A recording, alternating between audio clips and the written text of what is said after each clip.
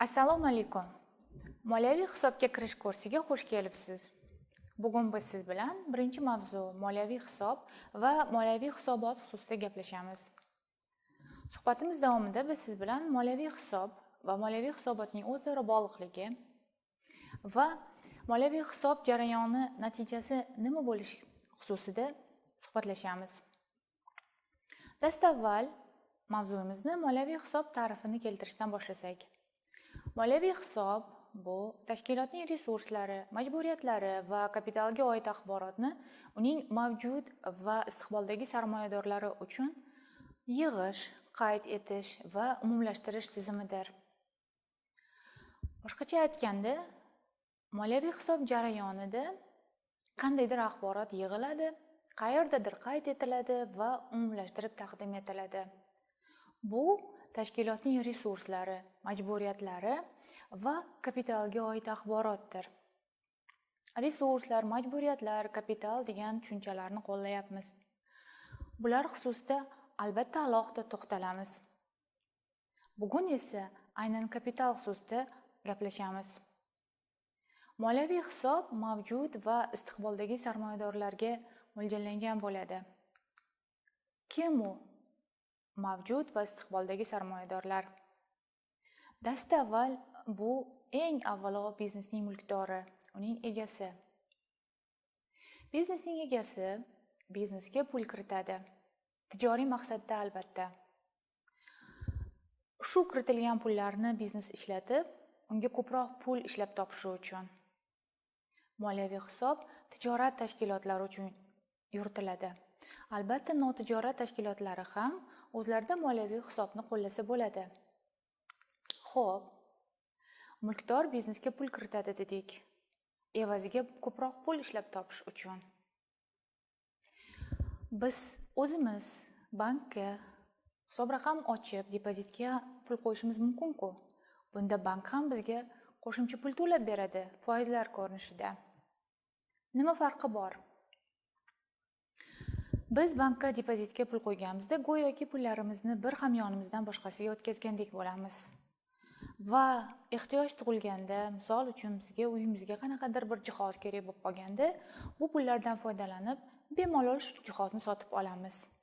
Va bunda biz o'zimizning shaxsiy pullarimizni sarflagan bo'lamiz. Biznesga pul kiritilganda esa mablag' endilikda biznesniki bo'ladi. Ya'ni bunda biznes agar faoliyatini yuritishi uchun qandaydir bir jihoznimi, uskunanimi sotib oladigan bo'lsa, bunda biznes kiritilgan pullardan foydalangan bo'ladi. Ya'ni moliyaviy hisob jarayonida mulkdor, ya'ni biznesni ta'sis etgan egasi hamda u tashkil etgan biznes bir-biridan alohida qaraladi. Moliyaviy hisob jarayonida mulkdorning moliyasi emas, balki tashkilotning moliyasi to'g'risidagi axborot yig'iladi. Bu xo'jalik birligining avtonomligi tamoyili deb ataladi. Ya'ni biznesning operatsiyalari va biznes egasining operatsiyalari bir-biridan ajratilgan bo'ladi, alohida qaraladi. Ular hech qachon bir-biri bilan aralashtirilmaydi. Biznes o'z mulkdoridan alohida turadi. Ya'ni moliyaviy hisob jarayonida aynan tashkilotning biznes operatsiyalari to'g'risidagi axborot qayd etiladi. Xo'p, moliyaviy hisob o'zi mulkdor uchun qiziqmi yoki uning natijasimi? Biz mulkdor biznesdan alohidalangan bo'ladi dedik. Demak, umuman jarayon sifatida moliyaviy hisob biznes egasi uchun kerak emas. Biznes egasini qiziqtirgan faqat natija, bu moliyaviy hisobotdir. Ya'ni moliyaviy hisob bu jarayon bo'ladigan bo'lsa, uning natijasi moliyaviy hisobot biznes egasi uchun zarur. Bu xuddi xonadon egalari uchun uy qurib berish jarayoniga o'xshaydi. Bo'lajak xonadon egalari uchun qurilish jarayoni qiziq emas. Ularni natija qiziqtiradi. Ya'ni qurilgan xonadon, uylar. Xo'p, moliyaviy hisob natijasi sifatida moliyaviy hisobot shakllantirilgan bo'lishi kerak ekan, mulkdor uchun bunda aynan qanday axborot ko'rsatilishi kerak? Biz siz bilan yuqorida mulkdor biznesga pul kiritib, sarmoya qilib, biznesni tashkil etadi dedik. Demak, dastavval moliyaviy hisobotda mulkdor kiritgan pullari ko'rinishi kerak. Ushbu pullarni mulkdor xohlagan kuni, xohlagan paytida biznesdan olib ketish huquqiga ega. Ma'lum bir davr mobaynida ushbu kiritilgan sarmoyadan biznes foydalanadi, resurslar sotib oladi, faoliyatni amalga oshiradi. Bu davr 1 yil bo'lishi mumkin yoki 1 oy bo'lishi mumkin. Bunday davr hisobot davri deb ataladi. Hisobot davri davomida amalga oshirilgan faoliyat natijasida biznes daromad ishlab topadi. Albatta, bu ishlab topadigan daromadlari qandaydir xarajatlarni amalga oshirish hisobiga vujudga keladi. Ularning farqi ayirmasi sifatida foyda ishlab topiladi. Biznes egasi uchun ikkinchi zarur axborot bu aynan o'sha kiritilgan pulning ishlab topgan foydasidir.